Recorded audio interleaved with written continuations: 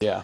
So if you just owned a home, put a tenant in it, dealt with some of the crap of having tenants, but they're paying off your mortgage, you're owning an asset that, and this is what blows my mind, we live in an inflationary world. And inflation is either making you poor or it's making you richer. It all depends on where your money's at. But if you own an asset where someone else is paying off the debt for you, you're getting wealthy.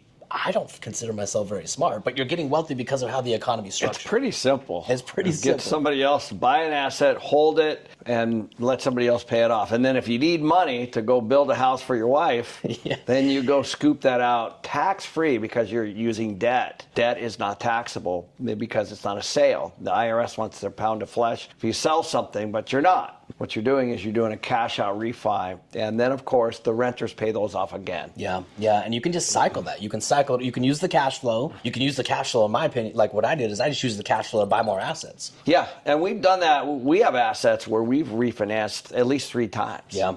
So let's say we bought it in 2005 and then we refinance, let's say in 2010, and then you do some work to it and you grow the rents and you refinance it in 2015, and then you just keep doing that. So as you keep improving it, so we take the money out of the assets, then we actually put the money back into the asset. Yep. We upgrade the appliances, we upgrade the flooring, we upgrade all the fixtures and all that kind of stuff. And so what you're doing is you're providing a better quality place for somebody, which commands a higher rent. And then it just keeps rolling, but you don't sell the asset. I think that's the point. That's the key right there. And then another beautiful thing, you and I are mutual friends with Scott Saunders. I mean, if you ever get to the point where you don't want the asset anymore, rather than selling it, you can just 1031 it and totally redo your portfolio, the type of real estate you own. We've done that a lot this year. Yeah. That's actually where I'm headed next. Is in the beginning I was doing the syndications and the cash out refis, but now we have so much equity. I'm trying to take more of a passive role in my company, and so we have 1031s rolling forward and we're upgrading into Class A buildings. Yeah, it's exactly what I'm doing.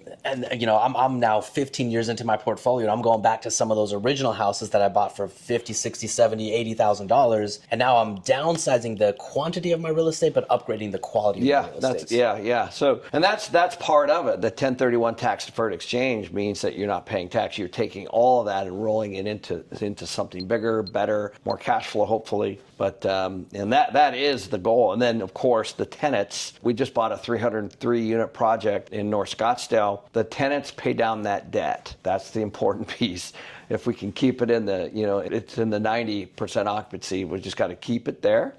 And it just does its thing. Yeah, man. I honestly, I think that's, if going back in time, the first thing I learned was just everything you said. I mean, it's really getting the right mentor, understanding that every investment has to be a tax strategy. If it's not a tax strategy, you're not really investing. And then once you understand that, then it's owning assets. Those are the 3 things. If I went back in time, increase my education, get around the right people, understand investing versus speculating, and understand that everything has to be a tax play. And I would just emphasize that there's one big mistake that people make, and that is they sell because they see the equity.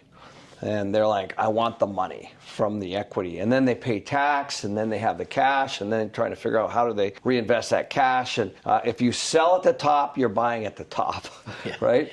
So just be careful. You either have a capital gain strategy or you have a cash flow strategy. And just stick with that cash flow strategy. And it's a very small percentage of people that actually do it. The house flippers and all that, it's just like that, musical chairs. At some point, the music stops, and you can't just keep flipping. At some point the market goes like this. It always will. And you just got to ride it all the way through. And cash flow will save you each and every time. But you have to be disciplined and not look at that equity as a need. Keep it there. Just harvest it and harvest it and harvest it. That's what real estate's for.